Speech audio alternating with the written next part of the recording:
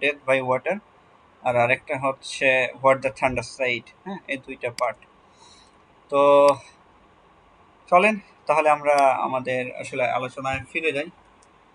তো দেখেন এখানে কি বলতেছে ডেথ বাই ওয়াটারে, যে জলে মৃত্যু। ডেথ বাই ওয়াটার এর নামের অর্থটা কি? যে পানিতে মৃত্যু বা জলে মৃত্যু। হ্যাঁ, অর্থাৎ জলে ডুবে মৃত্যু, বিষয়টা হচ্ছে এমন। তো এই নামটা আসলে সোর্স কি, আর টিএস ইলিয়ট কেন এই নামটা ব্যবহার করছেন? হ্যাঁ, তো এই যে সোর্স, এইটা কিন্তু টিএস ইলিয়ট আপনার হচ্ছে যে প্রথম পার্ট, হ্যাঁ, প্রথম পার্ট থেকেই নিয়েছেন। সেটা হচ্ছে দ্য ইয়ে আপনার হচ্ছে যে কি বলে ওইটা, যে যে শুরুর পার্টের নামটা কি ছিল যেন, কারো মনে আছে? এনিওয়ান? The fire সারমন। না না না, এটা তো 3 নাম্বার পার্ট হয়ে গেল। ও আচ্ছা স্যার, আপনি 5টা পার্টের নাম জিজ্ঞেস করছেন। হ্যাঁ, burial of dead, a game of chess. হ্যাঁ, the burial of the dead, তারপরে হচ্ছে দ্য গেম অফ চেস, তা তারপর fire sermon, death by water and what the thunder said. হ্যাঁ, সিরিয়ালটা মনে রাখেন তাহলে হবে। এই 5টাই তো? হ্যাঁ হ্যাঁ, এই 5টাই, কিন্তু এই সিরিয়ালটা মনে রাখা লাগবে একটু ভালো করে। জি আচ্ছা আচ্ছা, এখানে ডেথ বাই ওয়াটার এইটার আচ্ছা যে সোর্স, হ্যাঁ, এইটা প্রাথমিকভাবে ধরে নেওয়া হয় যে টিএস ইলিয়ট ওই যে প্রথমে the burial of the dead এই পার্টেই তিনি ব্যবহার করছেন। কোথায় ব্যবহার করছিলেন? ওই যে শুরুতেই তিনি বলছিলেন যে ফেয়ার ডেথ বাই ওয়াটার, ওই যে ওখানে কি হয়েছিল, ম্যাডাম সসস্ট্রিস তার যে ট্যারোট কার্ড, অর্থাৎ ভাগ্য গণনার যে কার্ড, ওই কার্ড তুলে নিয়ে কবিকে বা বর্ণনাকারীকে তিনি সতর্ক করছিলেন যে জলে মৃত্যুকে ভয় করো। হ্যাঁ, এবং সেইটা দিয়ে চতুর্থ অংশ, এই চতুর্থ অংশটা এটা একটা মানে এই পার্টটাই তৈরি করে দিয়েছে, যদিও এটা একটা ছোট পার্ট। এবং এই পার্ট, এই যে ছোট অংশটা, এটাকে বলা হয় হচ্ছে মোমেন্টো মরি। হ্যাঁ, এরকম ব্রিফ আসতে পারে যে which is considered as the memento mori part in the wasteland. তো এটা হবে হচ্ছে দ্য ডেথ বাই ওয়াটার। তো এটাকে মোমেন্টো মরি কেন বলা হয়, তো এটার মিনিংটা জানলে এটা আমাদের ক্লিয়ার হয়ে যাবে। তো মোমেন্টো মরি মানে হচ্ছে মৃত্যুকে স্মরণ করো, অর্থাৎ তুমি যে মারা যাবে এটা স্মরণ করো বা এটা স্মরণ রাখো। হুম, তো এই যে ডেথ বাই ওয়াটার, এই যে ফায়ার সারমনের দীর্ঘ আলোচনা শেষে এটা কি করে, এটা আমাদেরকে মৃত্যুকে স্মরণ করায় এবং একজনের মৃত্যুও কিন্তু দেখায়, যেটা কিনা শুরুতেই দ্য বারিয়াল অফ দ্য ডেডেই কিন্তু আলোচনা ছিল। আর এটার আরেকটা উৎস আছে, সেটা হচ্ছে আপনার ফরাসি কবিতা। আর কবিতাটার নাম আসলে ভুলে গেছি, এর মধ্যে মনে নাই, এমন হবে ড্যান্স লে রেস্টুরেন্ট। হ্যাঁ হ্যাঁ, মনে পড়ছে, ডান্স লে রেস্টুরেন্ট। হ্যাঁ, ডান্স লে রেস্টুরেন্ট। তো এই কবিতার যে শেষের যে 7 লাইন, হ্যাঁ, সেইটা মানে কি করছে টিএস ইলিয়ট সরাসরি ট্রান্সলেট করে, ইংলিশ ট্রান্সলেট করে তুলে দিয়েছে। আর যেটা এখানে কয়েক লাইন হয়ে গেছে, মোটামুটি কয় লাইন, 3 6 10 লাইনের মতো মোটামুটি। তো এই যে লাইনটা, এই কয়েকটা লাইন। হচ্ছে, হ্যাঁ হ্যাঁ, এই কয়েকটা লাইন আপনার হচ্ছে ওই 7 লাইনের ফরাসি কবিতা। স্যার আমি বললাম 10 লাইন। হ্যাঁ, ফরাসি কবিতা ডান্স লে রেস্টুরেন্ট, ওইটার অনুবাদ সরাসরি। হ্যাঁ, মানে এটাই আপনার হচ্ছে আইডিয়া করা হয়। তো ঠিক আছে, এখন বিষয় হচ্ছে টিএস ইলিয়ট এখানে কি দেখাইছেন। এখানে তিনি যে ফ্লেভাস দ্য ফনিশিয়ান, অর্থাৎ ওই যে আপনার ফিনিশীয় যে হচ্ছে নাবিক, হ্যাঁ, আপনার হচ্ছে ফ্লেভাস, তো তার হচ্ছে সমুদ্র যাত্রা বাণিজ্য করতে গিয়ে সেটা দেখানো ছিল। এবং এতে করে তিনি কি করেন, ওই যাত্রার সময় জলে ডুবে মারা যান। এবং তার যে ম্যাটেরিয়ালিস্টিক যে কাজ কারবার, ব্যবসা বাণিজ্য, এগুলো সবকিছু ওইখানেই শেষ হয়ে যায়। এটা মূলত দেখানো হয়েছে। তো এই টিএস ইলিয়ট এটা দ্বারা কি বুঝাইছেন, বা এটা আসলে কেন তিনি ব্যবহার করছেন, এটা তিনি এটাই ব্যবহার করছেন। আগের 3টা পার্টে তিনি কি করছেন, তিনি হচ্ছে দিয়েছেন যে মানুষের স্পিরিচুয়ালিটি নাই, মানুষ শেষ, ব্যারেন হয়ে গেছে। দা ফায়ার সারমন পর্যন্ত আমরা পাই, কিন্তু এইখানে দেখাইছেন যে তোমাকে মরতে হবে। মানে মানুষকে এটা সচেতন করতেছেন, বা এইটার ব্যবহার করার উদ্দেশ্য হচ্ছে এটাই, তিনি মানুষকে সচেতন করতে চান যে আমাদের মৃত্যু অনিবার্য, তাই আমাদের উচিত অবশ্যই ফিরে আসা, ঈশ্বরের পথে ফিরে আসা, ভালো কাজ করা। হ্যাঁ, আমাদের এই যে ইলিগাল যে সেক্সুয়াল রিলেশনশিপ, এগুলোতে না জড়ানো, কামনা বাসনা এগুলো থেকে আমাদের কি থাকা, সব সময় দূরে থাকা। তো এই যে এই জিনিসগুলাই, এই জিনিসগুলাই মূলত এখানে তিনি আলোচনা করছেন। পাশাপাশি এই যে এখানে একজন যে ক্যারেক্টার ফ্লেভাস দ্য ফনিশিয়ান, তো তার কিন্তু এখানে আলোচনা আছেই।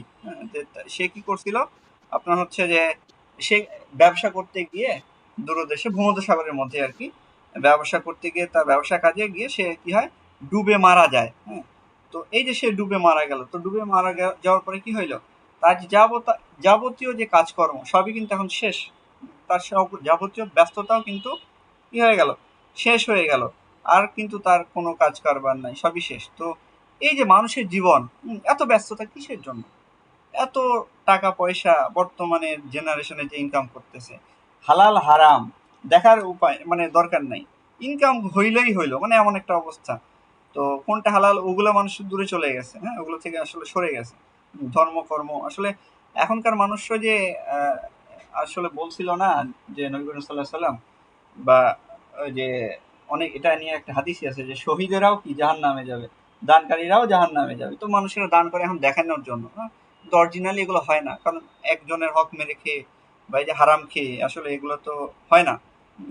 তো এই জায়গাতেও কি হয়েছে, তিনি এটার মাধ্যমে মানুষকে স্মরণ করাচ্ছেন যে আসলে মৃত্যু অনিবার্য, তাই এখন থেকে সচেতন হোক, হ্যাঁ, ভালো ফিরে আসো স্পিরিচুয়ালিটি, ভালো পথে নৈতিকতার পথে ফিরে আসো, এমন একটা মেসেজ তিনি দিচ্ছেন যে মৃত্যুকে ভয় করো।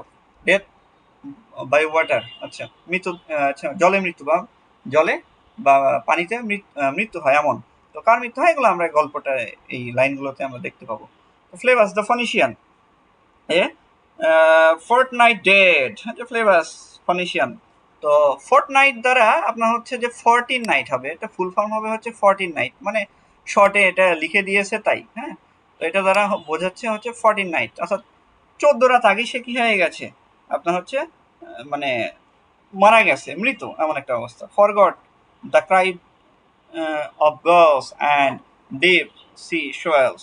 তো এটা তার কি বোঝাচ্ছে যে সে ভুলে গেছে যে সিগালের ডাক, তারপরে হচ্ছে আবার সমুদ্রের যে ঢেউ, এগুলো সবই সে কি হয়ে গেছে, ভুলে গেছে। And the profit and loss, এবং লাভ ক্ষতির হিসাবও সে ভুলে গেছে। যে মারা গেছে তার কাছে কি আর কোনো হিসাব আছে কোনো কিছু, বা ওগুলো কি ছাড়ার কোনো আছে মানে ম্যাটেরিয়ালিস্টিক কোনো আউটলুক কিছুই নাই, অর্থাৎ সেগুলো সবই শেষ। এ কারেন্ট আন্ডার সি, কারেন্ট মানে আমার যে আসলে বিষয়টা হচ্ছে এমন, আমরা যাকে কারেন্ট বলি না, বিদ্যুৎ, এটা আসলে বিদ্যুৎ না, কারেন্ট মানে হচ্ছে স্রোত, অরিজিনাল মিনিংটা হচ্ছে স্রোত। আর এটার অরিজিনাল মিনিং হবে হচ্ছে ইলেকট্রিসিটি।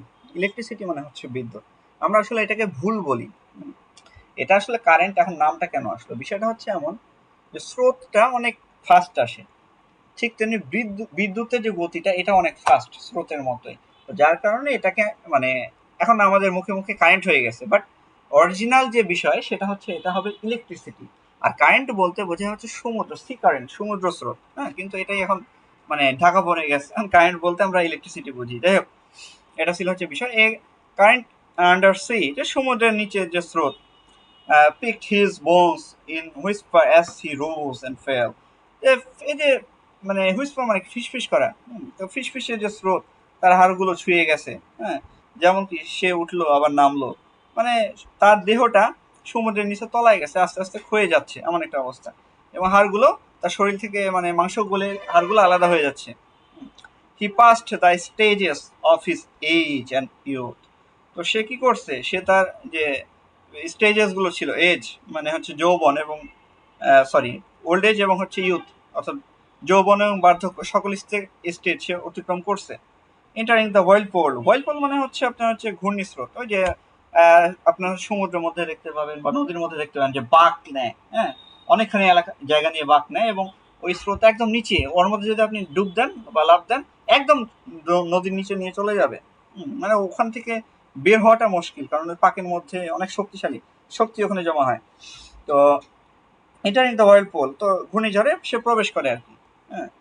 তো gentile, gentile or Jew, gentile বলতে মানে যারা ইহুদি না, ইহুদি হোক বা ইহুদি অর জিউ, ইহুদি যেই হোক না কেন, অর্থাৎ ইলিয়ট এখানে যে সমস্ত যে সামাজিক ধর্মীয় বা জাতিগত যেসব পরিচয় আছে, হ্যাঁ, সবকিছুর ঊর্ধ্বে তিনি মৃত্যুকে একটা সার্বজনীন রূপ দিয়েছেন, যে আসলে মৃত্যু সবাইকে গ্রাস করবে, এবং পৃথিবীতে এবং কোরআনেরও একটা আয়াত আছে, সারা পৃথিবীর মানুষ সবাই যদি পুরা কোরআনকে অস্বীকার করে, এই আয়াতটা অস্বীকার করতে পারবেন না যে কুল্লু নাফসিন জায়কাতুল মাউত, যে প্রত্যেক প্রাণীকে মৃত্যুস্বাদ গ্রহণ করতে হবে। মৃত্যু সবাইকে জয় করবে, কিন্তু মৃত্যুকে জয় করা অসম্ভব। তো জেন্টাইল অর জিউ, অর্থাৎ অইহুদি বা ইহুদি সবাইকে কিন্তু কি মৃত্যু অবশ্যই গ্রাস করবে। আচ্ছা, এরপরে কি বলতেছে? O you who turn the wheel and look to windward, যে হে তুমি যে চাকা ঘোরাও আর বাতাসের দিকে কি করো, তাকাও।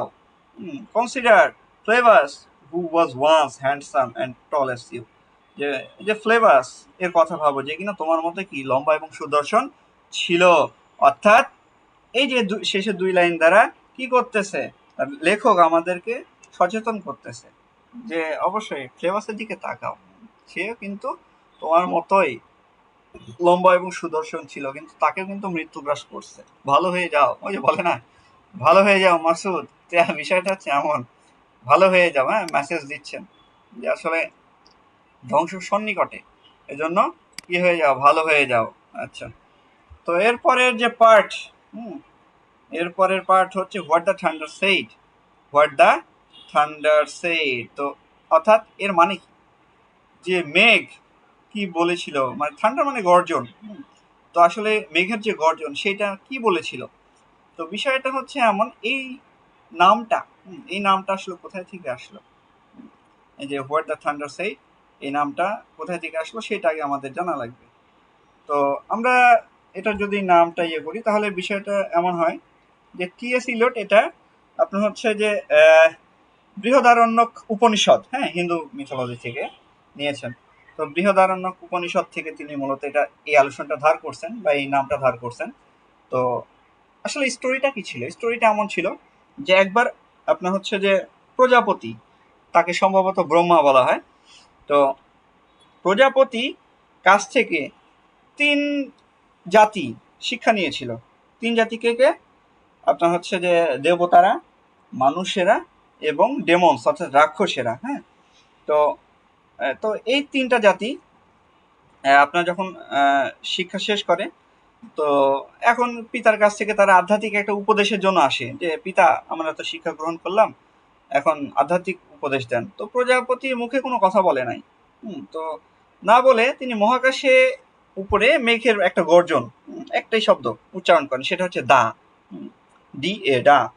তো এই বজ্রকে ৩টা গ্রুপ, দেবতারা, মানুষেরা এবং ডেমনসরা, ৩টা অর্থ বের করে। তো দেবতারা বোঝে হচ্ছে দত্তা, ডিএ ডবল টি এ, দত্তা। তো এটা মানে হচ্ছে আপনার সেলফ কন্ট্রোল, মানে ইন্দ্রিয় কন্ট্রোল করো। যে দত্তা মানে কন্ট্রোল। আচ্ছা, তারপরে হচ্ছে আপনার মানুষেরা বোঝে হচ্ছে দয়াধাম, অর্থাৎ মানে গিভ, টু গিভ, অর্থাৎ মানুষকে দাও। আর অসুরেরা বোঝে হচ্ছে দামিয়াত্মা, মানে কি এটা, সে মানে টু কম্প্যাশনেট, মানে দয়াশীল হও বা মানুষের প্রতি দয়া করো, করুণা করো। তো এই যে তিনজন, তিনটা শ্রেণীর ৩টা অর্থ বুঝলো। হ্যাঁ, তো এইটা হচ্ছে ওই নাম থেকে আসলো যে হোয়াট দ্য থান্ডার সেইড। আসলে থান্ডার কি বলেছিল, ওই যে প্রজাপতি যে মেঘের মধ্যে থেকে এটা বলছিল বজ্রপাতের গর্জন থেকে দা, তো ওইটাই মূলত। তো এটা দ্বারা আসলে কি বোঝাচ্ছে বা এটা তিনি কেন নিয়েছেন, এটা দ্বারা টি.এস. ইলিয়ট এটাই বোঝাচ্ছেন যে আসলে মানুষকে এখন পরিত্রাণ পাইতে হবে এবং তাদের মানে পরিত্রাণ পাওয়ার জন্য, এটা হচ্ছে সালভেশন পার্ট, পরিত্রাণ পাওয়ার পার্ট। তো পাওয়ার জন্য কি করতে হবে, এই গুণগুলো অর্জন করা লাগবে, দা দা দা, এগুলোর মিনিংটা আসলে বুঝতে হবে, যে দান করো, তারপরে হচ্ছে নিজেকে কন্ট্রোল করো, সবার প্রতি সহানুভূতিশীল হও। তো এইটার উপদেশ দিয়ে মূলত তিনি এই পার্টটা শেষ করছেন। হ্যাঁ, বা এই উপদেশটা তিনি মূলত দিচ্ছেন। তো ঠিক আছে, এখন আমরা তাহলে এটা লাইন বাই লাইন অ্যানালাইসিস করব। হ্যাঁ, এই যে এই পার্টটা, তো দেখেন এখানে মূলত কি বলতেছেন টি.এস. ইলিয়ট। তো আচ্ছা, এটার স্পিকারটা মূলত টি.এস. ইলিয়ট নিজেই। তিনি তিনি আবার কি করছেন, টেরেসিয়াসের ভবিষ্যৎ যে দৃষ্টি, হ্যাঁ, সেইটাকে ধার করেছেন নিজে, যে ভবিষ্যতে এই একটা অবস্থা আসতেছে বা আসবে, এমন এমন কল্পনা করে নিজেই, অর্থাৎ বর্ণনাকারী নিজেই তিনি বর্ণনা করছেন। টি.এস. ইলিয়ট বলা যায়, আমরা এখানে টি.এস. ইলিয়ট কি বলতে পারি যে তিনি বর্ণনা করছেন এই পার্ট। তো চলেন আমরা পড়ি কি বলতেছে। আচ্ছা, তো শুরুতেই আছে যে after the torchlight red on sweaty faces, যে যে সোয়েট মানে হচ্ছে ঘাম, তো ঘামে ভেজা এই যে মুখগুলোর উপরে, হ্যাঁ, লাল মশালের কি আলো পড়ে, আলো, যে আলোটা সেটা পড়লো। আচ্ছা, অর্থাৎ এখানে কি করছে, এখানে আপনার হচ্ছে যে ওই যে ইয়েটা আপনার বাইবেলের স্টোরিটা নিয়ে আসছে, হ্যাঁ। তো সেই অনুযায়ী যে জুদাস যখন রোমান সৈন্যদের নিয়ে আসলে লাল মশাল হুম, মানে জ্বালাইছিল, তখন ওই জ্বালিয়ে কি করছিল যে এই এটা যে ঘামে, তার যে ঘামে মানে ভেজা যে মুখ, হ্যাঁ, যীশু খ্রিস্টকে এটা বন্দি করতে আসছিল, হ্যাঁ। তো এটি সেই মুহূর্ত আসলে এটা প্রকাশ করতেছে। তো after the first silence in the garden, তো বাগানের যে কি শীতল নীরবতার পরে এমন একটা অবস্থা, হিমশীতল একটা অবস্থা। ফ্রস্টি মানে কি, একদম হচ্ছে বরফ শীতল বা বরফ পড়ে থাকা এমন একটা জায়গা। আচ্ছা, after the অ্যাগনি in stony places, অর্থাৎ পাথুরে স্থানে যন্ত্রণার পরে, অর্থাৎ স্টোনি প্লেসেস মানে হচ্ছে পাথুরে জায়গা, শুষ্ক জায়গা। আচ্ছা, দ্য শাউটিং অ্যান্ড ক্রাইং, চিৎকার আর কান্নার পরে, অর্থাৎ এখানে যীশু খ্রিস্টকে ক্রুশে দেওয়ার পরে সেখানে উপস্থিত জনতা হিংস্র চিৎকার করতেছিল এবং বুক ফাটা কান্না করতেছিল। তো সেইটার পরে একটা অবস্থা প্রকাশ করতেছে। প্রিজন অ্যান্ড প্যালেস অ্যান্ড রিভারব্রেশন, তো কারাগার, প্রাসাদ এবং এই যে প্রতিধ্বনি সেটা হচ্ছিল, অর্থাৎ চারদিকে সব কোলাহল এমন একটা হচ্ছিল, সবাই কথা বলতেছিল। অর্থাৎ এই যে আপনার হচ্ছে যে যিশুকে যখন প্রাসাদ থেকে তার বিচার করার যে জায়গা, সেখানে যখন ধরে নিয়ে যাওয়া হয়, কারাগারে যখন বন্দি করা হয়, তখন এই যে ঐতিহাসিক এই যে অবিচারের এই চিত্রটা এই দুই কয়েকটা লাইন প্রকাশ করতেছে। এলিয়ট এখানে বোঝাতে চাচ্ছেন যে বর্তমানের যে অবক্ষয় বা সংকট, সমাজে যে উঁচু নিচু, ধনী দরিদ্র, এর সবকিছুতেই একটা মানে কি যে খারাপ অবস্থা একটা বিদ্যমান, হ্যাঁ। তো এই যে ধ্বংসের যে অবস্থা, প্রতিধ্বনি, রিভারব্রেশন, এটা সর্বত্র কি ছড়িয়ে পড়েছে, আর এটা থেকে কেউ আমরা নিরাপদ নাই এমন একটা অবস্থা। Top thunder spring over distant mountains, যে দূরবর্তী পাহাড়ের উপর বসন্তে যে বজ্রধ্বনি সেটা শোনা যাচ্ছে, বসন্ত আসতেছে। হি হু ওয়াজ লিভিং ইজ নাও ডেড, সে এখন জীবিত ছিল, এখন মৃত, যে এক সময় জীবিত ছিল। অর্থাৎ এখানে সরাসরি জেসাস খ্রিস্টের মানে ক্রুশবিদ্ধ হওয়ার পরে মারা যাওয়ার পর যাওয়া যে চূড়ান্ত ঘোষণা সেটা আসে, হ্যাঁ। তো তিনি এক সময় কি জীবিত ছিলেন, কিন্তু এখন মারা গেছেন, চলে গেছেন। তো তার সাথে সাথে তিনি যাওয়ার পরে ল্যান্ডটা ওয়েস্টার্ন হয়ে গেছে। তো হি হু ওয়াজ লিভিং আর নাও ডাইং, যে আমরা যারা কি বেঁচেছিলাম এখন মরছি। অর্থাৎ আসলে পৃথিবীতে বর্তমান যে অবস্থা, মানে ফার্স্ট ওয়ার্ল্ড ওয়ারের পরে তার সময় তারা আসলে বেঁচে থেকেও মৃত, সেই অবস্থাটার এখানে ইয়ে দিচ্ছে, মেসেজ দিচ্ছেন যে আমরা যারা বেঁচে আছি বা বেঁচে ছিলাম তারা এখন মৃত, উইথ এ লিটল পেশেন্টস, যে সামান্য একটা ধৈর্য নিয়ে। অর্থাৎ এই দ্বারা এলিয়ট বোঝাতে যাচ্ছেন যে আধুনিক যে সভ্যতা, এটা যে পুড়তে পুড়তে একটা অবস্থা, মানে এমন একটা অবস্থা জন অপেক্ষা করতেছে, হয়তো তারা অলৌকিক মুক্তির আশা আছে, কিন্তু তার যে একটা অবস্থা, এটা অবধারিত ধ্বংস, অবধারিত ধ্বংসের দিকে সে চলে যাচ্ছে। আসলে সে স্যালভেশনটা, সেই যে প্রচেষ্টা, এটা তাদের মধ্যে নাই, কিন্তু তাদের এটা করা উচিত, এটা এটা বলতে চাচ্ছেন। আচ্ছা, এরপরে কি বলতেছেন পরের লাইনগুলোতে, here is no water but rock, এখানে কি নাই, যে এখানে কোনো পানি নাই, কিন্তু কি আছে, শুধুমাত্র পাথর আছে। মানে কি, এখানে পানি হচ্ছে জীবনের প্রতীক, আর রক হচ্ছে শুষ্কতার প্রতীক। তো এই যে পৃথিবীতে বর্তমানে কি নাই, আসলে জীবন নাই, মানে কি স্পিরিচুয়ালিটি নাই, মানুষের ভেতরে নৈতিক গুণাবলী নেই, ভালো মানুষ ভালো নাই, এখানে খালি শুষ্কতা আছে, নিষ্ঠুরতা আছে। Rock and no other and sandy road, যে পাথর, জল নাই, এবং এই পথটা কি একদম বালুতে ভরা। আচ্ছা, the road winding above among the mountains, যে যে পাহাড়ের মাঝে উপরে উঠে যাচ্ছে যে আঁকা বাঁকা যে পথ, which are mountains of rock without water, এই যে মাউন্টেনের যে পাহাড়, হ্যাঁ, সেখানেও জল নাই, পাহাড় কিন্তু পানির উৎস। আপনারা যদি বান্দরবানে যাবেন, যদি যান, প্রচুর ঝিরি আছে, সেখানে কিন্তু প্রচুর পানি থাকে, এবং নদীর উৎসই কিন্তু এই পাহাড়, পাহাড় থেকে কিন্তু নদীর উৎস, মানে নদীগুলো তৈরি হয়। তো এই পাহাড়গুলো কি হয়ে গেছে, একদম রক উইদাউট ওয়াটার, মানে পানি ছাড়া পাহাড় হয়ে গেছে। অর্থাৎ কোনো জায়গাতেই পৃথিবীর কোনো জায়গাতেই আর ধর্মর যে অস্তিত্ব সেটা নাই, আর ধর্ম নাই মানে কি, জীবন নাই, সব বন্ধ হয়ে গেছে, ওয়েস্ট হয়ে গেছে। If there were water we should stop and drink, যদি পানি থাকতো তবে আমরা কি থেমে এটা কি করতাম, পান করতাম। অর্থাৎ তিনি বোঝাচ্ছেন যে এই যে পৃথিবীটা এটা এখন ওয়েস্টল্যান্ড হয়ে গেছে, হ্যাঁ। তো এটা যদি একাটুক, তো এলিয়ট মানে বোঝাচ্ছেন যে যদি একটুকু ভালো থাকতো, বা মানুষ যদি একটু ভালো করে যদি চলতো বা বাঁচতো, তাহলে কি হতো, তারা অবশ্যই কি মানে এখানে প্রাণের অস্তিত্ব থাকতো, ধর্মটা থাকতো, হুম, মানুষের যে সালভেশন সেটা আসতো, পরিত্রাণ আসতো, কিন্তু এটা অস্তিত্ব নাই। Amongst the rock one cannot stop or think, এই পাথরের মাঝে কেউ থামতে পারে না বা কেউ ভাবতে পারে না, মানে এই পাথরের মাঝে কি মানুষের যে জীবন এটা চলমান।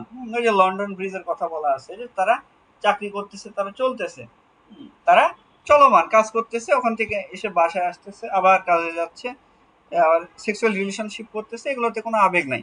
তো সবকিছু তারা কি ক্যানট স্টপ অর থিঙ্ক, তারা এই যে রকের মধ্যেই, এই যে ওয়েস্টল্যান্ডের মধ্যেই তারা থামতেছে না, তারা চলতেছে, এবং তাদের মানে চিন্তা ভাবনা হারায় গেছে, তারা থামতেছে না এবং চিন্তা ভাবনা হারায় গেছে।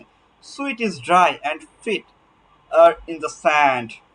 তো এখানে কি হচ্ছে, সোয়েট মানে কি ঘাম শুকিয়ে যাচ্ছে, and feet are in the sand, এবং এই যে বালিতে পা কি হয়ে যাচ্ছে, ডুবে যাচ্ছে, অর্থাৎ আরো অধপতনের দিকে চলে যাচ্ছে। If there were only water amongst the rock, যদি এই পাথরের মধ্যে অন্তত একটুও জল থাকতো, মানে তিনি একটু আশা করতেছেন যে যদি একটু থাকতো তাহলে ভালো হইতো অন্তত, হুম, এটা থাকা উচিত ছিল, তাহলে কি হতো, পুনর্জাগরণ, এটা কি হইতো, পুনর্জাগরণের একটা আশা বাঁচিয়ে রাখতো, বা পুনর্জাগরণ হইতো। আচ্ছা, তো এরপরে কি বলতেছে যে dead mountain mouth of carry street that cannot speed, যে এই যে মৃত পাহাড়ের যে মুখ এটা পচা দাঁতে একদম পুরোপুরি ভরা, এবং এখানে কি ফেলতে পারতেছে না কি থুতু, এমনকি থুতো ফেলতে পারতেছে না। অর্থাৎ এই যে পুরো যে মানে অবস্থা এটা একদমই ভয়ঙ্কর অবস্থা এবং কুৎসিত একটা অবস্থা। এখানে পাহাড় যে গুলোকে একটা বিশাল মৃত বা বিকৃত মানুষের মুখ হিসেবে কল্পনা করা হয়েছে, হ্যাঁ। তো যার ভেতরে কিনা এই যে পাথরগুলো যেন হচ্ছে পচা এবং ক্ষয়প্রাপ্ত যে দাঁতগুলো সেগুলো আছে। তো এই যে মুখটা এতটাই শুষ্ক মানুষের মুখ, যেগুলো কি হয়ে গেছে, এগুলো মানে শক্তি হারায় ফেলতেছে, থুতু ফেলা, থুতুও নাই এমন একটা অবস্থা। হুম। তো এলিয়ট এখানে কি যে এই যে পাপে ভর্তি, হ্যাঁ, প্রত্যেকটা মানুষ মারাত্মকভাবে অসুস্থ, এই জিনিসটা তিনি বোঝাচ্ছেন। তো here one can neither stand nor lie or seat, এখানে কেউ দাঁড়াতে পারে না, কেউ শুইতেও পারে না, কেউ বসতেও পারতেছে না। অর্থাৎ এখানে কারো থামার টাইম নেই, সোজা কথা, স্থিতিশীলতা নাই জীবনে, সবসময় দৌড়ের উপরেই আছে।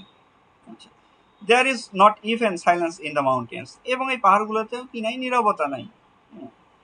দেয়ার is not even silence in the mountains, এবং এই পাহাড়গুলোতেও নীরবতা নাই, মানে মানুষের জীবন তো কোলাহলে পূর্ণ, তাহলে কিসের নীরবতা।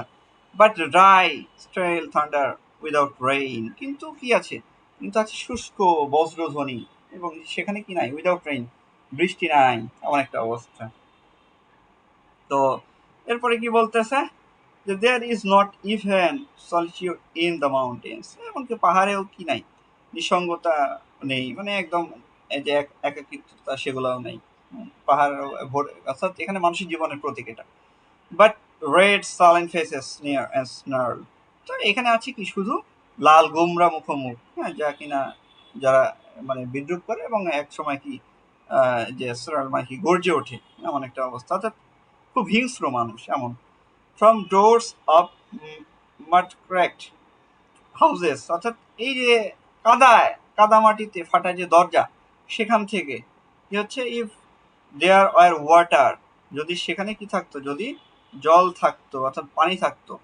তো এখানে তিনি বোঝাচ্ছেন যে এই যে মানে আপনার হচ্ছে যে কি যে এই যে অন্তহীন একটা অবস্থা, জল যদি থাকতো, এই বাক্যটি দ্বারা তিনি কি প্রমাণ করতেছেন, তিনি সমস্ত এই যে নরক, অর্থাৎ আহ, তাকে কি বলে, জাহান্নাম, শূন্যতা, পাথরের আঘাত, এবং এই যে ধ্বংসের মধ্যেও যে মানুষের যে একটা অবচেতন যে মনের যে একটা অবস্থা, এইগুলো দেখে তিনি একদম কেঁদে চলতে মানে কাদা একটা অবস্থা চলে গেছেন, হ্যাঁ।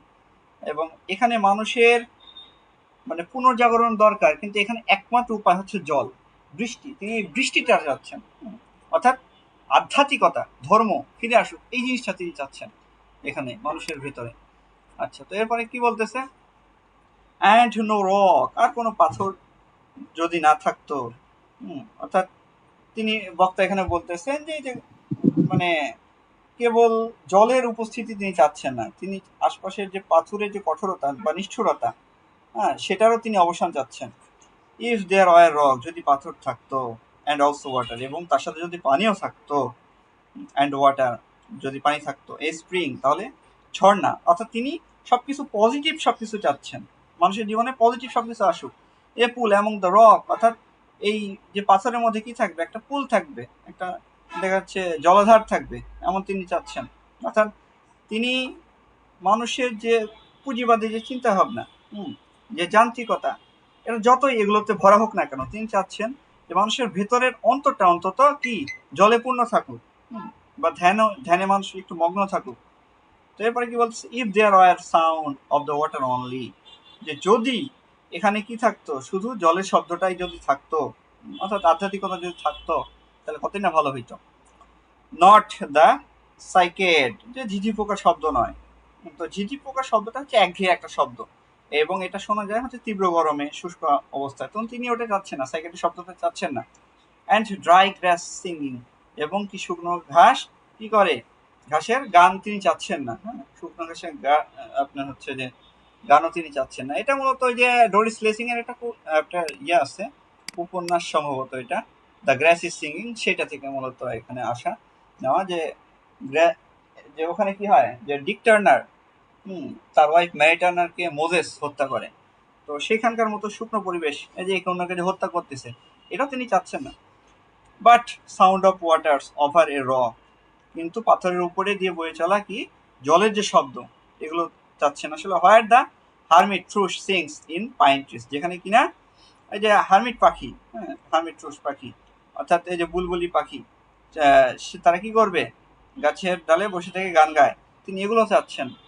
তো এরপর কি করে, drip drop, drip drop, drop drop drop, অর্থাৎ টুপটাপ শব্দ আর কি, অনোমেটোপিয়া শব্দের ইয়ে হচ্ছে, তিনি এগুলো প্রতিধ্বনিত হচ্ছে, তিনি এরকম চাচ্ছেন। But there is no water, কিন্তু সেখানে কি নাই, কিন্তু কোনো জল নাই। এই জিনিসটা তাকে হতাশ করে দিচ্ছে। আসলে তিনি অপটিমিস্টিক যে চেঞ্জ আসবে, পরিবর্তন দরকার, কিন্তু সেগুলো আসলে নাই, আসতেছে না, কাজ হচ্ছে না। হু ইজ দ্য থার্ড, এরপরে ইয়ে আসতেছে, যে who is the third who walks always beside you, তোমার পাশে সব সময় যে তৃতীয় ব্যক্তি যে হাঁটে, সেই আসলে কে। হ্যাঁ, তো এইখানে একটা হ্যালুসিনেশন হয়। হ্যাঁ, তো বিষয়টা হচ্ছে এমন, জেসাস ক্রাইস্টকে যখন আপনার হচ্ছে যে ইয়ে দেওয়া হয়, আপনার হচ্ছে ক্রুসিফাইড করা হয়, তার একটা সাগরিদ ছিল, নামটা আমি ভুলে গেছি। তো সে আপনার হচ্ছে যে হাঁটতেছিল, তার সম্ভবত ওয়াইফ, তার নাম ছিল হচ্ছে ম্যারি, তার সাথে হাঁটতেছিল। তো অথবা অন্য কেউ হইতে পারে তার সঙ্গে, এখানে আসলে টিএস ইলিয়ট এটা স্পষ্ট করে বলেন নাই। তো অন্য কেউ হইতে পারে, অন্য কোনো সেন্ট হইতে পারে। তো সে তাকে বলতেছে, এই যে জেসাস ক্রাইস্টের শিষ্য ছিল, যে তোমার পাশে কে, তোমার পাশে কে হাঁটতেছে। তো জেসাস ক্রাইস্ট মূলত তিনি নিজেই রিস্টোরেশন অর্থাৎ পুনরুত্থান করে তার পাশে হেঁটেছিলেন, এমনটাই ধরে নেওয়া হয়। তো এটা তো এরপর কি বলতেছে, when I count there are only you and I together, যখন আমি গুনি, অর্থাৎ গুনতেছিল যে এখানে আসলে কে কে আছে, তখন কে ছিলাম, তুমি ছিলাম এবং আমি ছিলাম, আমরা এই দুজনেই ছিলাম, এছাড়া আর তো কেউ নাই। But when I look head up the white road, কিন্তু আমি যখন সাদা পথের দিকে তাকাই, রাস্তাটা সাদা ছিল, there is always another one walking beside you, তখন কি দেখতে পাই, যে আরেকজনকে দেখতে পাই যে কিনা তোমার পাশে হাঁটতেছিল। এটা জিসাস ক্রাইস্টকে সম্বোধন করতেছে। Gliding wrapped in a brown mental, যে একটা বাদামি চাদরে মাথা ঢাকা অবস্থায় সে চলতেছে আর কি, ভেসে চলতেছে। I do not know whether a man or a woman, আমি জানি না সে পুরুষ নাকি মহিলা। অর্থাৎ এই যে তৃতীয় যে ব্যক্তি, এই দুইজন ব্যক্তির সাথে আছে, আসলে এই দুইজন ব্যক্তির মধ্যে ওই সেন্ট বা দেখা যাচ্ছে ওই আরেকজন ব্যক্তি, সে বুঝতে পারতেছে না যে আসলে এই তৃতীয় ব্যক্তিটা কে। তো এই জন্য সে প্রশ্ন করতেছে যে আই ডু নট নো, আমি জানি না whether a man or a women, যে এটা পুরুষ নাকি মহিলা, but who is that on the other side of you, যে কিন্তু তোমার পাশে কে আছে, কে সেইটা। তো এটা তারা বুঝতে পারতেছে না। তো বিষয়টা হচ্ছে এমন, তিনি এটা দ্বারা এটাই বোঝাচ্ছেন যে এখানে মানুষ সে যে আত্মিকতার যে অভিজ্ঞতা, এটা কি হয়ে গেছে, এটা অদৃশ্য, এমন একটা অবস্থায় চলে গেছে। এবং আধ্যাত্মিক দিকটি এখন তিনি পুরোপুরি তুলে ধরছেন, যে মানুষ বুঝতে পারতেছে না, জাস্ট ক্রাইস্ট তাদের পাশে আছে কিন্তু বুঝতে পারতেছে না, মানে কি তাদের আধ্যাত্মিকতা হারায় গেছে পুরোপুরি। তারা ঘুরপাক খাচ্ছে, বুঝতে পারতেছে না, কাছে পেয়েও তারা চিনতে পারতেছে না, এমন একটা অবস্থা, বা এটা ফিল করতে পারতেছে না। তো এরপরে কি বলতেছে, what is that sound high in the air, যে এই যে মানে উঁচুতে যে শব্দটা হইল আকাশে, সেটা কিসের শব্দ? হুম তো বিষয়টা হচ্ছে এমন যে এইটা মানে প্রথম বিশ্বযুদ্ধের সময় আকাশ থেকে যে বোমা পড়তেছিল ওইটার সাথে তুলনা করা হচ্ছে। হ্যাঁ, এটা ঐশ্বরিক একটা ক্রোধের সাথে, উপর উপরের শব্দটা হইলে ওটা ঐশ্বরিক ক্রোধের শব্দ। আর প্রথম বিশ্বযুদ্ধের পরে এটা মূলত ওই উপর থেকে যে বোম ফেলা হচ্ছিল ওইটার শব্দ বোঝাচ্ছে। মারমার অ্যান্ড ম্যাটার্নাল ল্যামেন্টেশন, যে এটা মৃদু কলকল শব্দ হচ্ছিল, মৃদু একটা শব্দ, মায়ের কান্নার মতো। হুম তো মায়ের কান্নার বিষয়টা যখন আসলোই, সেখানে আসলে একটা বিষয় আছে যে এখানে একটা ক্যারেক্টার আছে, হ্যাঁ, ওই ক্যারেক্টার কি করছিল আপনার হচ্ছে, মানে ওইটা একটা অ্যালুশন, ওইটা অ্যালুশন হয়তো সামনে আসবে, আর না যদি না আসে ওইটা আমি বলে দিচ্ছি, একটু পরে বলে দিব। আচ্ছা আমরা যাই, যে মায়ের কান্না এটা আরো বেশি মানে শোক প্রকাশ করতেছে, আরো বেশি মানে দুর্ভোগ প্রকাশ করতেছে এমন একটা পরিস্থিতি। হু আর দোজ হুডেড হর সোয়ার্মিং, যে এই যে মাথা ঢাকা ঝাঁকে ঝাঁকে ছুটে চলা, এটা কারা, এই মানুষগুলো কারা? তো এলিয়ট এখানে এলিয়টের বর্ণনা অনুযায়ী এরা হচ্ছে রাশিয়ান বিপ্লবে, বলশেভিক যে বিপ্লব হয়েছিল, বিপ্লবে সময়কার যে সর্বহারা মানুষ, যারা ক্ষুধার্ত, তারা সবকিছু হারিয়ে ফেলছে এমন মানুষ। তো এখানে আধ্যাত্মিক অর্থে যদি আমরা যাই তাহলে এটা হবে যে এটা মানুষ মডার্ন জেনারেশনের দিক বিভ্রান্ত মানুষ, যারা জানে না কি করতে হবে, কোথায় যাব, এমন একটা অবস্থা। তো over ইন্ডলেস plains stumbling in cracked আর্থ, যে এই যে অন্তহীন যে পথ, ফাটামাটি এগুলো দিয়ে হোঁচট খেতে খেতে, ringed by the flat horizon only, তো চারিদিকে শুধু সমতল দিগন্তের বেষ্টনী, মানে এগুলোতে আসলো আর কি। What is the city over mountains, যে পাহাড়ের উপরে ওই নগরী, কি নগরী এটা? তো সিটি বা এই যে নগরী, এটা কি সামগ্রিক মানব সভ্যতার একটা প্রতীক, হ্যাঁ, এমন বোঝাচ্ছে। তো মানুষের আশার যে কেন্দ্র কিংবা মানুষের চূড়ান্ত ধ্বংসের প্রতীক এটা হইতে পারে। তো পাহাড়ের উপরে থাকা এই যে রহস্যময় গন্তব্যটা, এটা একদিকে যেমন মানুষকে তার নতুন একটা ভবিষ্যতের দিকে আকর্ষণ করতেছে, পাশাপাশি অন্যদিকে এই যে একটা অস্পষ্ট রূপক এবং মনের মধ্যে একটা গভীর আতঙ্ক এবং শঙ্কারও সৃষ্টি করতেছে। তো cracked and reformed violet air falling towers, তো cracked and reformed and burst in the violet air, যে এটা ভাঙতেছে, এটা আবার গড়ে উঠতেছে, আবার বেগুনি আকাশে কি বিস্ফোরিত হচ্ছে। অর্থাৎ এখানে মানব ইতিহাসের যে একটা চক্রকার, যে ভাঙন উত্থান পতন, এটা এই যে সাইকেল, সাইকেল অফ লাইফ, এটাকে তিনি প্রকাশ করতেছেন। যে ভায়োলেট এয়ার, এটা দ্বারা কি বোঝাচ্ছেন, যে বেগুনি আকাশ, গোধূলি সময়টা, সন্ধ্যার আলো, এটা দ্বারা তিনি কি একটা যুগের অবসানকে বোঝাচ্ছেন, যে চরম একটা রাজনৈতিক সংকট এবং এই ধ্বংসের মধ্যে দিয়ে এই নান্দনিক একটা আবহাওয়া তৈরি করতেছে। তো এলিয়ট এখানে দেখাচ্ছেন যে কোনো সভ্যতাই কি চিরস্থায়ী না, এটা ধ্বংস হবেই, মাস্ট। তা বারবার কি নিজের ভেতরে যে পাপ বা এটা বোমার আঘাতে এটা বিস্ফোরিত হয়, অর্থাৎ এই কোনো প্রত্যেকটা সভ্যতা ধ্বংস হবেই। ফলিং টাওয়ার্স, পতনশীল মিনারগুলো, তো এখানে ব্যাবিলনের যে টাওয়ার সেগুলো আসলে প্রকাশ করতেছে, এইগুলো তাদের যেমন পতন হয়েছিল, তো মানুষের পতন অবশ্যই হবে।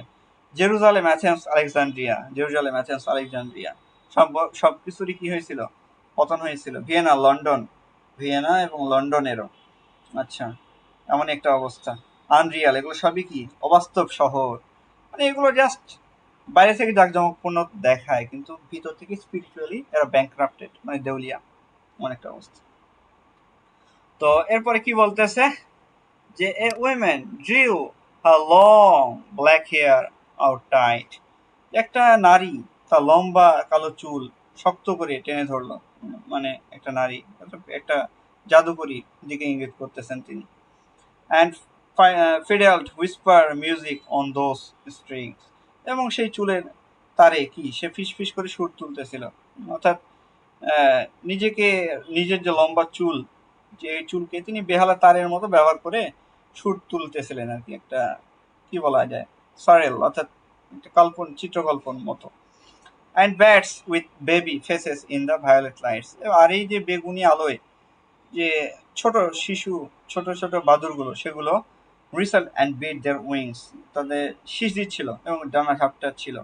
অর্থাৎ এই যে অদ্ভুত বাদুরগুলো শীষ দেওয়া এবং অন্ধকারের মধ্যে যে ডানা ঝাপটাচ্ছে, এগুলো চরম বিশৃঙ্খলার প্রতীক। এবং এলিয়ট এখানে এইরকমই একটা অবস্থা জগৎ তৈরি করছেন নরকের মতো, যেটা কিনা নির্দিষ্ট মানে একটা স্বাভাবিক যে ছন্দ বা নিয়ম, এটা নষ্ট করে ফেলছে, এবং চারিদিকে একটা আদিম কোলাহল, এমন একটা অবস্থা তৈরি হয়েছে যে এটা আসলে সেই লেভেলের না যেমনটা এক্সপেক্টেড, এটা যথেষ্ট খারাপ। And crawled head downward down a blackened wall, আর মাথা নিচু করে কালো দেয়াল বেয়ে তারা কি দিচ্ছিল, হামাগুড়ি দিচ্ছিল এই বাদুরগুলো।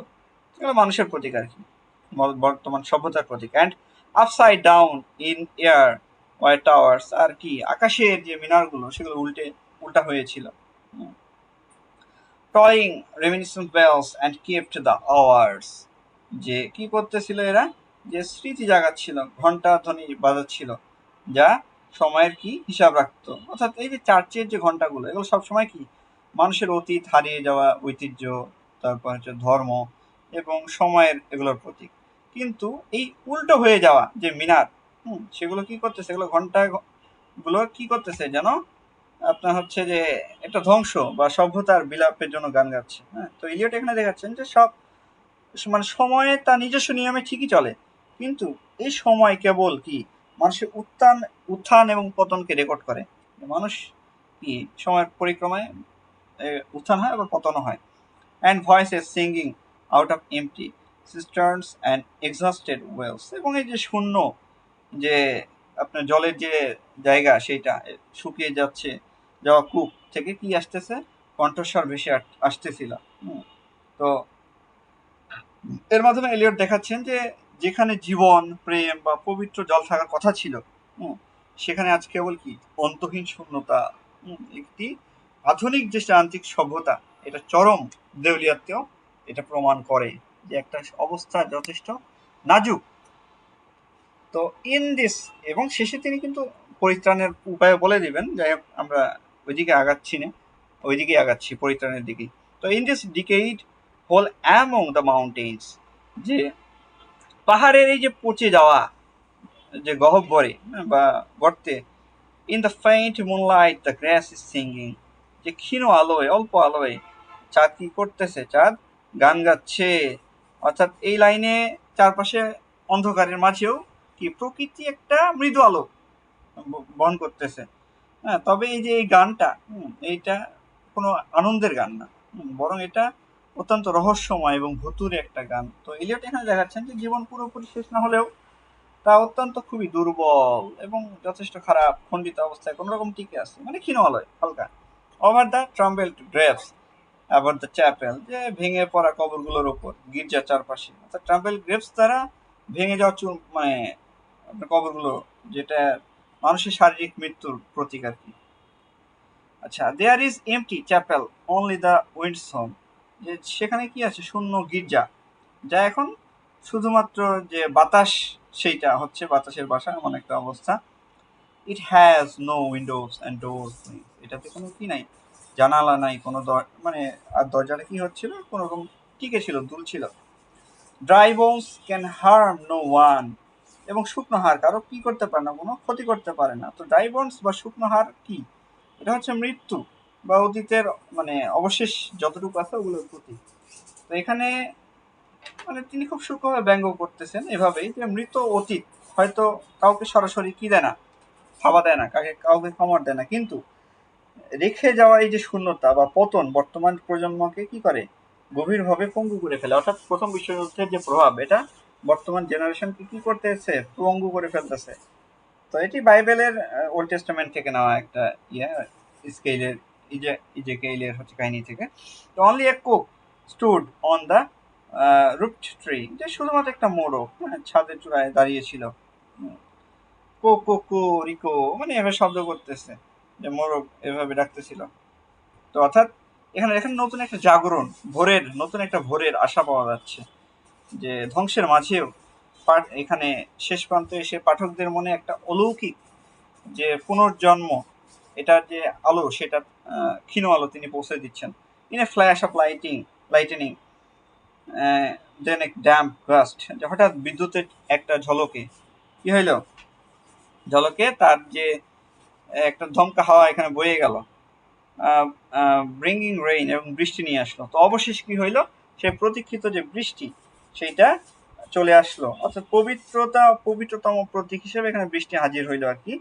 তো এটি কি জীবনের যে চলার পথ বা আধ্যাত্মিকতা, বা দেখাচ্ছে আধ্যাত্মিক মুক্তি, বা দীর্ঘ যে খারাপ অবস্থার মধ্যে থেকে পরিত্রাণের একটা উপায়। তো এলিয়ট এখানে দেখাইলেন যে গভীর ধ্বংস বা দেখা যাচ্ছে শূন্যতার পরেও পৃথিবীর বুক থেকে পুনর্জীবনের যে সম্ভাবনা, এটা পুরোপুরি কি হয় না, শেষ হয়ে যায় না, থাকে কিছু না কিছু অবশ্যই থাকে, এবং ঈশ্বর অবশ্যই তার প্রতিনিধি পাঠান। এগুলো কিন্তু থাকেই।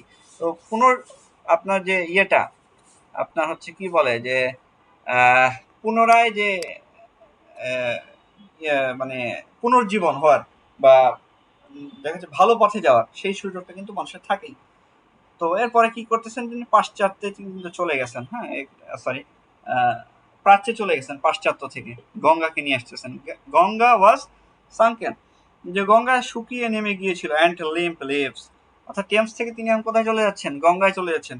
এবং এই যে নিস্তেজ যে পাতাগুলো, এই পাতাগুলো কি হয়ে গেছে, একদম নিস্তেজ হয়ে গেছে। ওয়েটেড ফর রেইন, এটা বৃষ্টির অপেক্ষা ছিল। হোয়াইল দ্য ব্ল্যাক ক্লাউডস, যখন এই ঘন কালো মেঘগুলো গ্যাদার্ড ফার ডিস্টেন্ট ওভার হিমাভ্যান, তো এটা হিমাভ্যান্তের উপর জমা হচ্ছিল, মানে হচ্ছে হিমালয় পর্বতের উপর এটা জমা হচ্ছিল। ঋষিরা যেখানে তা আপনার হচ্ছে যে ইয়ে করেন, আধ্যাত্মিকতার জন্য প্রার্থনা করেন। জঙ্গল ক্লোজড হাম্পড ইন সাইলেন্স, তো জঙ্গল কি একদম নুয়ে পড়ছিল, মানে কুজো হয়ে পড়েছিল, এমন একটা অবস্থা, নিস্তব্ধ হয়ে গিয়েছিল। দেন স্পোক দ্য ঠান্ডা, তারপরে বজ্র কথা বললো, অর্থাৎ ওই যে আপনার উপনিষদের সেই ইয়েটা, হোয়াট দ্য ঠান্ডা সেই প্রজাপতি যেটা বলতেছিল, ওই যে ঠান্ডা, অর্থাৎ এখানে প্রজাপতির যে কথা সেটা আসলো, কি বলেছিল, ডা। তিন তিন ধরনের শিশুকে প্রজাপতি আপনার হচ্ছে শিক্ষা দেওয়ার পরে অলৌকিক একটা বার্তা দিয়েছিলেন, সেটা হচ্ছে দা। তো তিনটা জাতি তিনটা অর্থ করে নেয়। দা দা দ্বারা কি বোঝাচ্ছে, দেবতারা আপনার হচ্ছে বুঝতে পারছিল, দান করো। আপনার হচ্ছে যে দয়াধাম, এটা দ্বারা বোঝাচ্ছে সহানুভূতি দেখাও, এবং দামিয়াত্মা আত্মসংযম শিখো মানুষের দ্বারা। তো এগুলোই হচ্ছে আসতেছে। আচ্ছা, তো এরপরে প্রথম শিক্ষা দা। তো দা কি বলতেছে, দাত্তা, প্রথম শিক্ষা, যে দাত্তা উই হ্যাভ গিভেন। দাত্তা মানে কি, গিভ, টু গিভ। তো দাত্তা শব্দ অর্থ কি, যে গিভ, দেওয়া। তো নিজেকে উৎসর্গ করা, অর্থাৎ মানুষের পরিত্রাণের জন্য কি করতে হবে, এগুলো কাজ করতে হবে, এই দা করতে হবে। হ্যাঁ, তো অর্থাৎ শুধুমাত্র নিজের জন্য বাঁচা যাবে না, আত্মকেন্দ্রিক না, স্বার্থপর হওয়া যাবে না, পরের জন্য বাঁচতে হবে, পরে অন্যকে ভালোবাসতে হবে। টু গিভ, এটা দিতে হবে মানুষকে, নিজের যতটুকু হেল্প সম্ভব সর্বোচ্চ এটা করতে হবে, তবেই স্যালভেশন মিলবে। স্যালভেশনের পথ কিন্তু তিনি বলে দিচ্ছেন। My friend blood shaking my heart, যে আমার বন্ধু, রক্ত আমার হৃদয় কি কাঁপিয়ে দিচ্ছে। The awful daring of a moment surrender, এই মুহূর্তে আত্মসমর্পণের ভয়ঙ্কর যে সাহস, which an age of prudence can never retreat, যে এই যে এই সতর্কতার যুগে কখনো ফিরে নিতে পারে না। অর্থাৎ এই যে প্রুডেন্স বলতে তিনি আধুনিক যে হিসাবি, চতুর বা অতিরিক্ত যে সতর্ক, আত্মরক্ষামূলক যে পুঁজিবাদী মানসিকতা, সেটাকে তিনি বোঝাচ্ছেন। তো এলিয়ট এখানে বোঝাচ্ছেন যে মানুষ সমস্ত হিসেব নিকেশ ভুলে কি যদি মহৎ কোনো উদ্দেশ্যে উৎসর্গ করে ফেলে, তবে সেই সাহসী আত্মত্যাগ কি হবে, মানে তাকে পুনরায় তার যে আগের জিনিসগুলো সেগুলো মুছে ফেলতে পারবে, খারাপ কিছু মুছে ফেলতে পারবে, এবং মানুষটা ভালো হয়ে যাবে। By this only we have existed, যে এর দ্বারাই, শুধুমাত্র এর দ্বারাই আমরা কি সত্যিকারের অস্তিত্ব লাভ করেছি, which is not to be found in our যে যা আমাদের কি মৃত্যুর যে বার্তা, সেটা কি পাওয়া যাবে না, খুঁজে পাওয়া যাবে না। অর্থাৎ এই যে ইয়েটা হচ্ছে এমন যে এই যে অবিচুয়ারিস এর মিনিংটা হচ্ছে পবিত্র, যে মানে পাতায় যে ছাপা হওয়া মৃত্যুবার্তা সেইটা। বা আবার দেখা যাচ্ছে ব্যাংক ব্যালেন্স, সাময়িক যে কৃত্রিম তালিকা সেগুলো। তো এলিয়ট বলতেছেন যে মানুষের আত্মার আসল সত্য বা তার ত্যাগের ইতিহাস কোনোদিন এই ধরনের আনুষ্ঠানিক বা সস্তা ইতিহাসে কি পাওয়া যাবে না, খুঁজে পাওয়া যাবে না, কখনোই না। মানুষের আসলে মানুষের যে ত্যাগের যে ইতিহাস সেটা কি কাগজপত্রে সবসময় পাওয়া যায় না, পাওয়া যায় না। তো এরপরে কি বলতেছে পরের দা। হুম, তো এরপরে আরো আছে Orin, or in memories draped in beneficent spider, যে যে কিংবা এই যে উপকারী মাকড়সা জালে ঢাকা স্মৃতিতেও নয়, or under seals broken by the lean solicitor, অথবা এই যে কালো কৃষ বর্ণে যে আইনজীবীর যে ভাঙা সিলমোহর এর নিচেও নয়, ইন আওয়ার এমটি রুমস, তো আমাদের শূন্য ঘরগুলোতে। তো এমটি রুমস এটা দ্বারা কি বোঝাচ্ছে যে শারীরিক মৃত্যু বা চরম একাকিত্বতা বা আধ্যাত্মিক শূন্যতা এটা বোঝাচ্ছে। তো মানুষ যখন মারা যায় তার ঘরগুলো কি আসবাবপত্রে ঠাসা থাকলেও এটা একসময় কি হয়ে যায়, শূন্য হয়ে যায়। আজকে আপনি মারা গেলে কালকে আপনার ঘরটা হয়তো শূন্য হয়ে যাবে এবং অন্য কেউ দখল করে নেবে। কিন্তু মানুষের রেখে যাওয়া এই যে নিঃস্বার্থ যে ত্যাগ, টু গিভ, কোনো কিছু দেওয়া, সেটা ঘরের দেওয়ালে না থাকলেও এটা কিন্তু অমর হয়ে থাকবে আপনার জন্য। এটা কোনো ইতিহাসে লেখা না থাকলেও এটা কিন্তু এটার ফলশ্রুতি আপনি কিন্তু পাইতেই থাকবেন। আচ্ছা, এরপরে দ্বিতীয় দা আসতেছে। তো দ্বিতীয় দা কি বলতেছে, দা যেখানে মেঘ ওই যে একই ইয়ে আপনার হচ্ছে বজ্রধ্বনি হইলো। তো এটা দ্বারা কি বলছে, দায়াধাম, আই হ্যাভ হার্ড দ্য কি, আমি কি চাবি শব্দ শুনেছি। দায়াধাম বলতে একে অপরকে মানে মানে সহানুভূতিশীল হওয়া এমন। অর্থাৎ সব মানুষের প্রতি সহনশীল হইতে হবে। কিন্তু বর্তমান জেনারেশনের মানুষ তো সহানুভূতিশীল না। প্রথম বিশ্বযুদ্ধের পরে কিন্তু টি সিলেট বলতেছেন পরিত্রাণ সালভেশন যদি পাইতে চাও তাহলে কি হইতে হবে, সহানুভূতিশীলও হইতে হবে, দান করতে হবে, সহানুভূতিশীলও হইতে হবে। আচ্ছা, turn the door once and turn once, যে ওয়ান অনলি, দরজা একবার খুলেছে আর একবারই কি ঘুরেছে। অর্থাৎ চাবির এই যে একবার যে ঘুরে যাওয়াটা এটা কি সাধারণ মানুষের যে বন্দিত্ব বা বিচ্ছিন্নতার ইঙ্গিত। তো মানুষ যখন চরম স্বার্থপর হয়ে ওঠে তখন তার হৃদয়ের যে দরজা এটা চিরতরে কি হয়ে যায়, বন্ধ হয়ে যায়, লক হয়ে যায়। তো স্বার্থপর হওয়া যাবে না এর জন্য। তো সহানুভূতিশীল হওয়ার যে শিক্ষা, এটাই হলো এই তালাবদ্ধ দরজায় মানে চাবি ঘুরিয়ে নিজেকে কি উন্মুক্ত করা। কারণ আত্মকেন্দ্রিকতা কি করে মানুষকে জীবন্ত একটা কারাগারে একাকী একদম বন্দি করে রাখে। তো এরপরে কি বলতেছে, উই থিঙ্ক অফ কি ইচ অফ ইন প্রিজনস, তো আমরা চাবির কথা ভাবি প্রত্যেকে নিজের কারাগারে বন্দি, মানে প্রত্যেকটা মানুষ অহংকারের কারণে নিজেদের কারাগারে বন্দি। তো থিঙ্কিং অফ দ্য কি ইচ কনফার্মস এ প্রিজন, আমরা চাবির কথা ভাবি প্রত্যেকেই নিজে কারাগারে আরো বেশি নিশ্চিত করে। তো only a nightfall aethereal remorse, তো শুধুমাত্র যখন রাত নামে তখনই কি হয় যে স্বর্গীয় যে গুঞ্জন সেগুলো শোনা যায়। তো নাইটফল বলতে কি বোঝায়, যে সন্ধ্যা নামায় যে সময়টা মানুষের যে গভীর যে মানে নিঃসঙ্গতা, যা চেতনায় যে ডুব থাকা সেটা বোঝাচ্ছে। আর এই অ্যাথেনাল রিমোর্স কি, এটা হচ্ছে আকাশ বা যে স্বর্গ থেকে ভেসে আসা এক ধরনের কি আধ্যাত্মিক আশা বা ক্ষীণ যে বার্তা সেটার প্রতীক। তো চরম অন্ধকারের মাঝেও মানুষের মনে কি এক মুহূর্তের জন্য হইলেও ঈশ্বরের আলো একটু হইলেও ক্ষীণ, একটু হইলেও আসে, বা এই জিনিসটা মানুষের হৃদয়ে দোলা দিয়ে যায় যে মানে আমার কি প্রায়শ্চিত্ত করা উচিত বা ভালো হওয়া উচিত। আচ্ছা, তারপর কি বলতেছে, revive for a moment a broken Coriolanus, তো এক মুহূর্তের জন্য হইলেও কোরিওলানাসকে কি করে আপনার হচ্ছে যে মানে পুনর্জীবিত করে। তো কোরিওলানাস এটা হচ্ছে শেক্সপিয়ারের একটা নাটকের বীর, তিনি মানে অত্যন্ত অহংকারী ছিলেন। হ্যাঁ, তো এবং নিজের দেশের মানুষের সাথে তিনি বিশ্বাসঘাতকতা করে মানে ধ্বংস করতে গিয়েছিলেন, কিন্তু যাক পারেন নাই। মানে তার কাহিনীটা একটু বলি। তো কোরিওলানাস তিনি, কোরিওলেনাস আর কি স্পেলিংটা এমন হবে। তো কোরিওলেনাস তিনি রোমের একজন বীর ছিলেন। হ্যাঁ, তো তিনি অনেক সাহসিকতার সাথে যুদ্ধ করেন। তো যুদ্ধ করার ফলে রোম মানে তিনি বলা যায় যে রোমের একটা শহরের একটা মানে একটা রোমেরই সাইডের একটা শহর, তো সেখানে শত্রুরা আক্রমণ করে, তিনি একাই বীরত্বের সাথে শহরটা শত্রুমুক্ত করেন। তো এর ফলে তাকে ওই শহরে একটা মানে মানে রুলস অনুযায়ী একটা ভালো পদ দেওয়া হয়। তো যখন সাধারণ মানুষেরা আসে, হুম, তো সাধারণ মানুষেরা আসে তখন কি হয় যে সাধারণ মানুষের সাথে মাথা নত করতে হয়, মানে মানুষেরা কিন্তু তার ভিতরে এতটাই অহংকার, মানে তাদের দোয়া নিতে গেলে মাথা নত করতে হয়, কিন্তু তার ভিতরে এতটাই অহংকার জন্মে গিয়েছিল ওই ওই জায়গাটার গভর্নর হওয়ার ফলে, যে তিনি আর করলেন না, সাধারণ মানুষের কাছে মাথা নত করলেন না। এটা চরম অবাধ্যতার প্রতীক, যার কারণে তাকে রাজ্য থেকে তাড়িয়ে দেওয়া হয়। তো তার এই যে রোমের শত্রু পক্ষের শিবিরে তিনি আবার যোগ দেন, যাদেরকে তিনি পরাজিত করছিলেন। তো দিয়ে তিনি রোমের পতনের জন্য মানে করেন।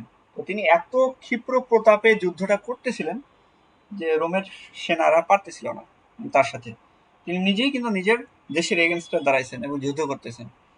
তো অ্যাট লাস্ট কি হয়, তার মা, তার স্ত্রী তার কাছে চলে যায়। তার মা বলে যে তুমি এই কাজটা করো না।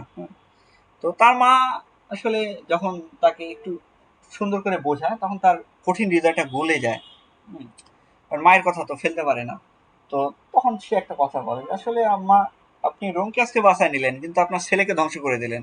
এটা কেন বলে, কারণ হচ্ছে পরবর্তী কিছুদিন পরে যেহেতু দেখতেছে যে এ তো আর আমাদের কোনো কাজের না, শত্রু, তো তারা তাকে কেটে টুকরো টুকরো করে ফেলে দেয়।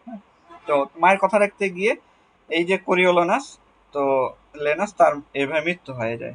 এটা একটা ট্র্যাজেডি শেক্সপিয়ারের, এটা পড়েন ভালো লাগবে। আচ্ছা, তো revive for a moment a broken Coriolanus, যে এক মুহূর্তের জন্য এই যে ভগ্ন কোরিওলানাসকে কি করে, পুনর্জীবিত করে। আচ্ছা, তো এরপরে কি বলতেছে, পরের দা, থার্ড নাম্বার দা, দামিয়াত্তা, এটা দ্বারা কি বোঝাচ্ছে, এটা হচ্ছে আত্মসংযম, আপনার হচ্ছে আত্মসংযম করা এমন বোঝায়, সেলফ কন্ট্রোল যাকে বলা হয়। তো দামিয়াতা দ্য বোট রেসপন্ডেড, এটা হচ্ছে আপনার এমন হবে যে এই যে নৌকাটা এটা কি করছিল, সাড়া দিয়েছিল। অর্থাৎ দামিয়াতা হচ্ছে আত্মসংযম বা আত্মনিয়ন্ত্রণ, সেলফ কন্ট্রোল যাকে বলা হয়।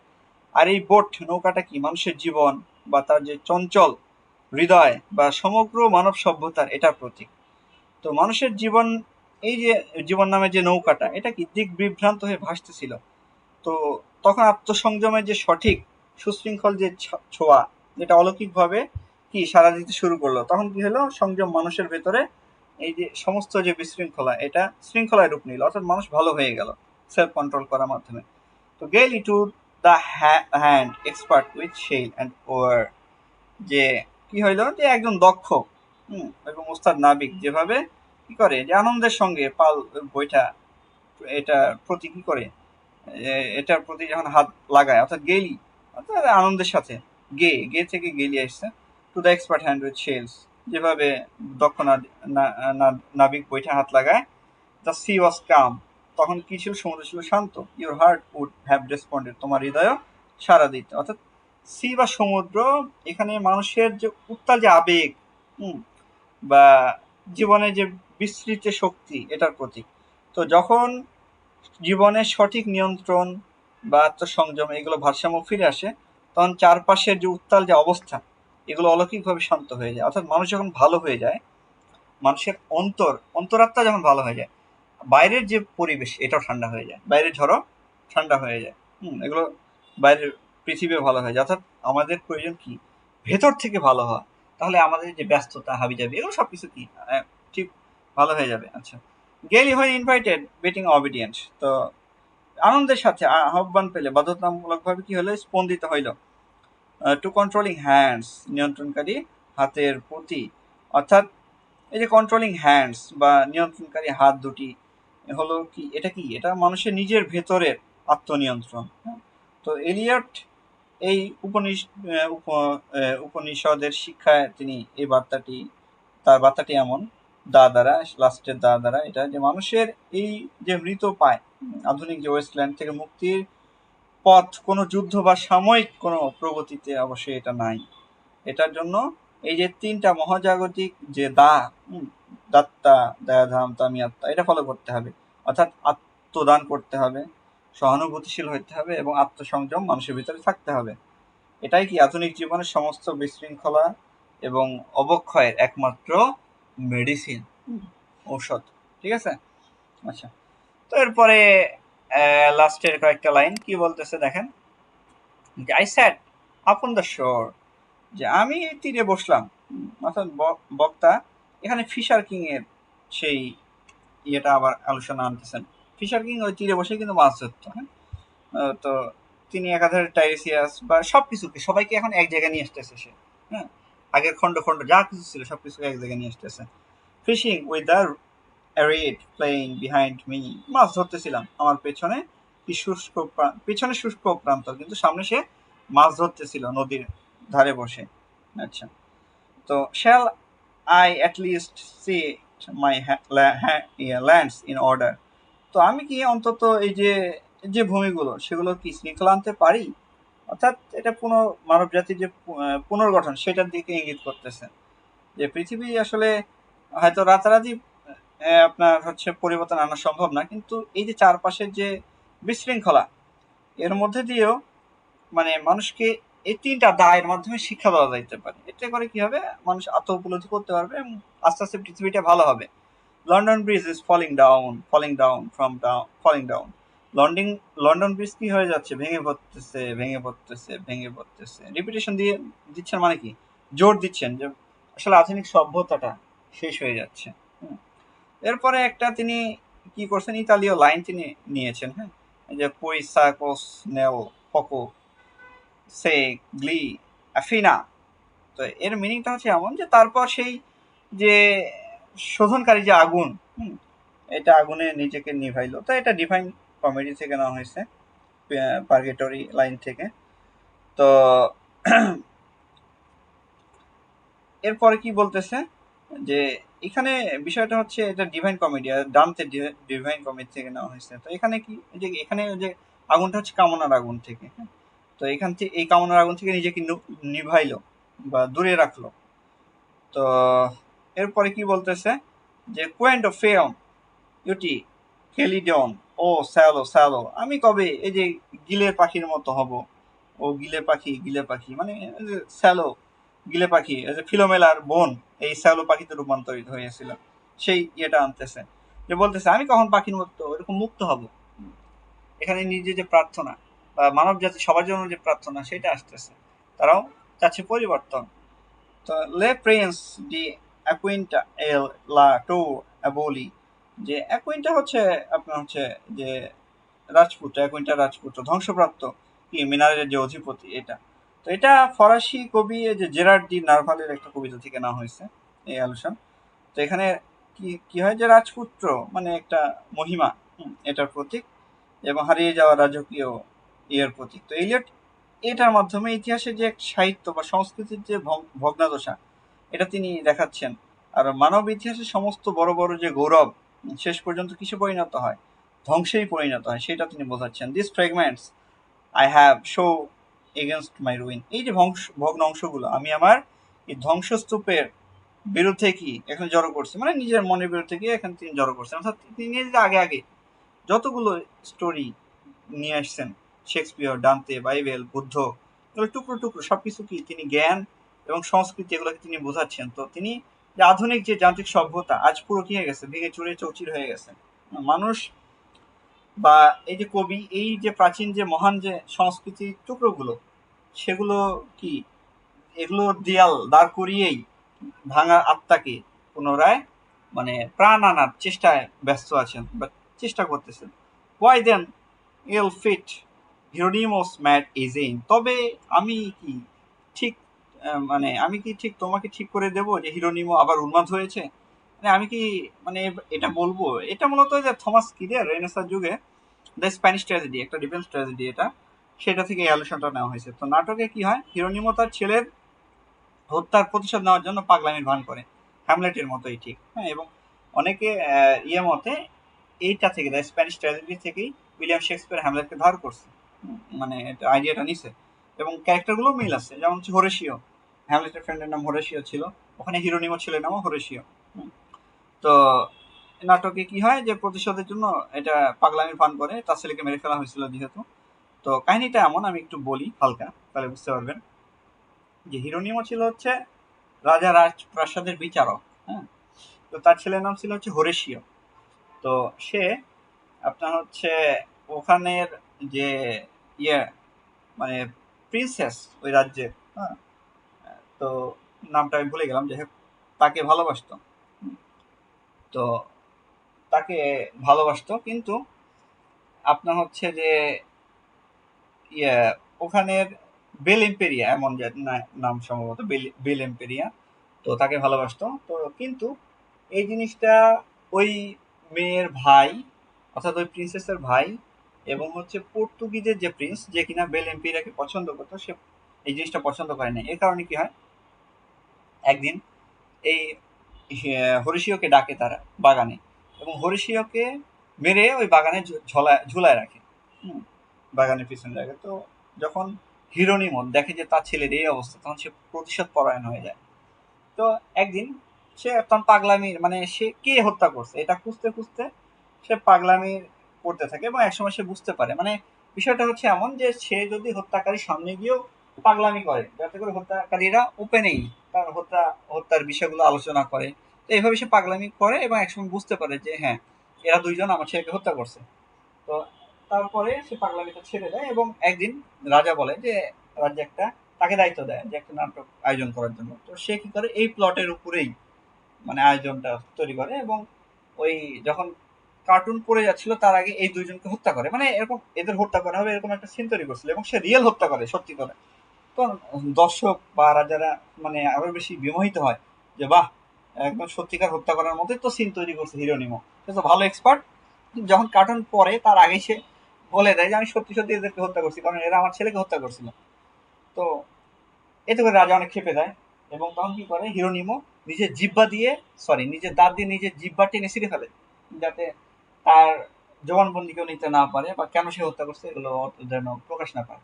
আর পাশাপাশি দৌড়ে গিয়ে রাজার ভাইকেও, বড় ভাইকেও সে হত্যা করে।